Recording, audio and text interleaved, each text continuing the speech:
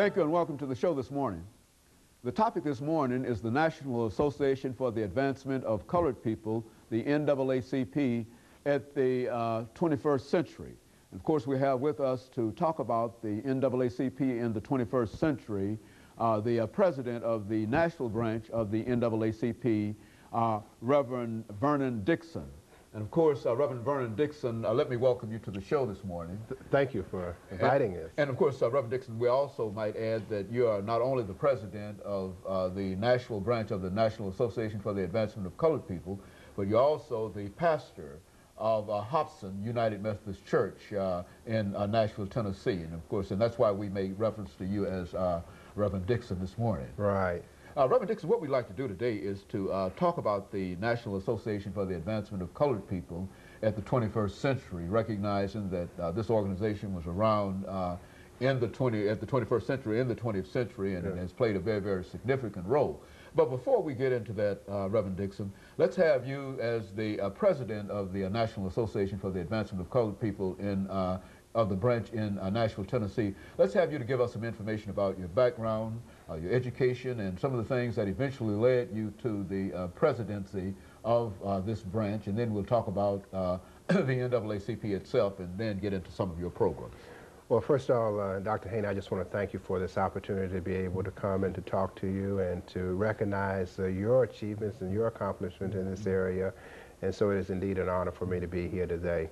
I'm a native Nashvilleian and attended schools in Nashville.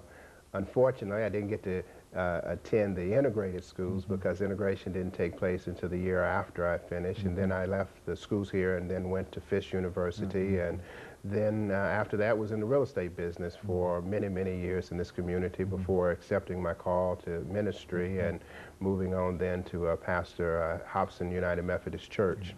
My involvement with the NAACP started when I was a teenager and under the leadership of then Mrs. Curly Magruder, who was always getting youth involved in the movement and teaching us about this organization and showing us ways that we might be able to be responsible citizens in the community. And so my early involvement started there.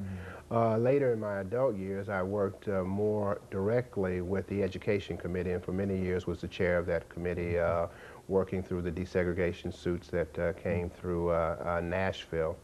And then ultimately, last year, some people came to me and said that they thought that I might be able to offer the kind of leadership from the role of the presidency, and so I sought that last year, and I am very thankful that the members of the branch came out in such a strong number and to support it, my running for the office and ultimately in voting for me for that office. So that's my involvement in how I've come.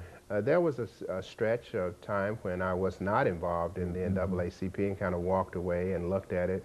But I began to realize that if we are going to make Nashville the kind of community that we really want it to be, we have to be involved in the NAACP.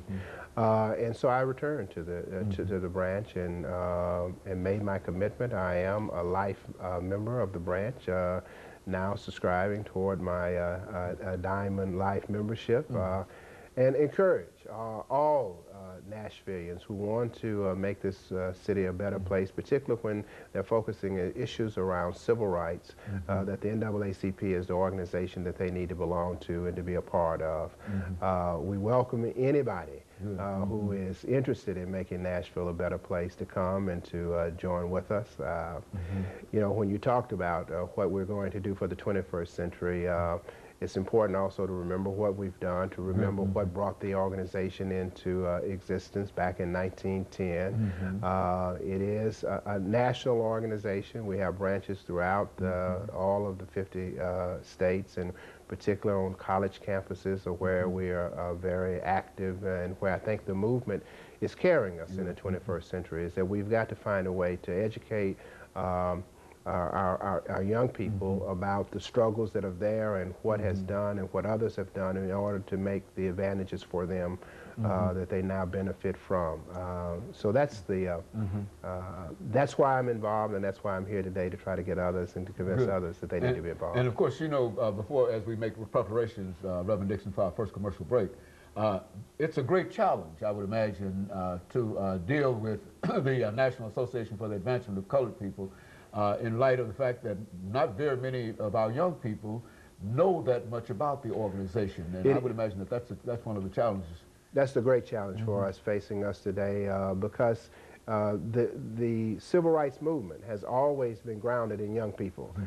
When we remember in this city the sit-ins that took place in the 60s, it was young people, it was college people that went out and made the difference in the community. And so we do have to educate them and to make it also relevant to them. Let's take this first commercial break, Reverend, and then we'll come back and talk about civil rights movement and some other aspects of the NAACP. And we'll be back with you following. The topic is the